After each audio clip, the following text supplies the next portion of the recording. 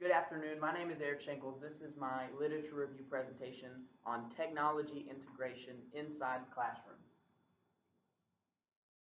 So the big question is, are classrooms ready for full technological integration? That's what I was trying to find.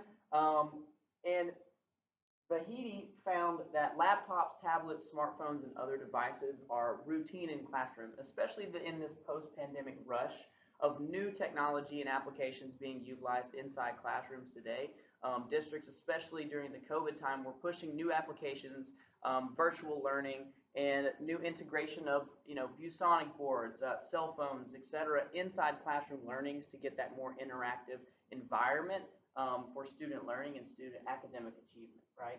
And so we've seen a very big rush of new technologies inside the classrooms. And there's 6 different stages to actually integrating technology inside your classroom. The first stage is awareness, where you become aware of the new technology. The second stage is learning. You actually go through that learning process of being familiarized with the technology, and then you understand what you're actually using, right? And what the teachers are using, what the district is using, what the school administrators are using, and then getting that confidence with the technology. That's a big step in integrating into your classroom. If you are not confident in what you are using, you are more likely to use it ineffectively, right? And so that is very important. Adaptation to multiple contexts. This is where you not only can take what technology is integrated, but you can use similar technology in your classroom. Google Slides versus PowerPoint presentation. That's a good example of 2 different technologies that are based on the same concept, based on the same context. And then creative new applications. So creative new applications to different technologies that now you are more familiar with and you would be more confident to use. If you become more confident in certain technologies, when they bring in new technologies that are similar, you are less stressed, less rushing for time on trying to understand that technology, and then it makes it for an easier transition into that technology inside your classroom. And so some keys that we're going to look at for successful technology integration. Number 1 is teacher readiness, right? Number 2 are having specific goals for the application. Technology policies as well, implementation of good policies versus bad policies. And then student readiness, which is something that's super important for integrating any policy, but specifically new technology as well. So number 1, lack of teacher preparedness. Some key points of this is inconsistent professional development.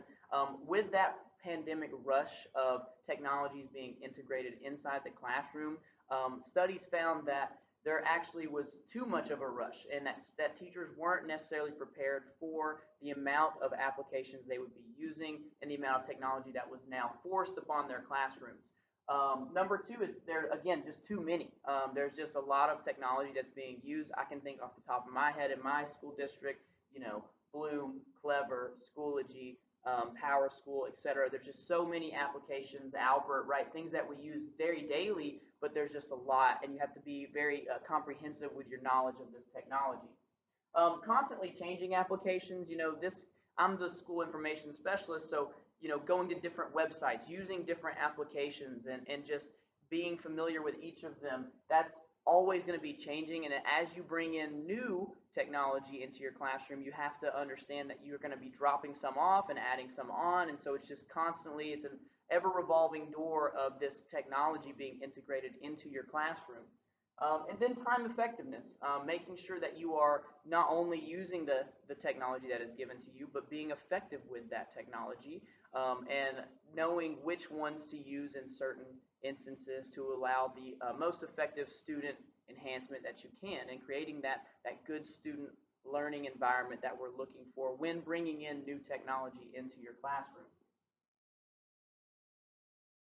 Goals, right now, goals are super important from the top down. You need to have very clear, concise goals when implementing technology. If, for instance, you do not have clear goals and it gets down to the teacher level and they don't understand why you are supposed to be using this technology in the manner that it's supposed to be used in, then you can obviously see where that's going to affect your school and district goals later on. And just having those specific, measurable, attainable, realistic goals that we're looking for is super important into having effective technology integration inside your classroom. And that starts again at the top down. If your district leaders are not giving that clear plan for you to use that technology, then it can kind of get left at the wayside, and where they're more familiar with other technologies, right? So you've got to have a big emphasis on why are we using what we're using, what are we supposed to be doing with this, and disseminating that information down to the teachers.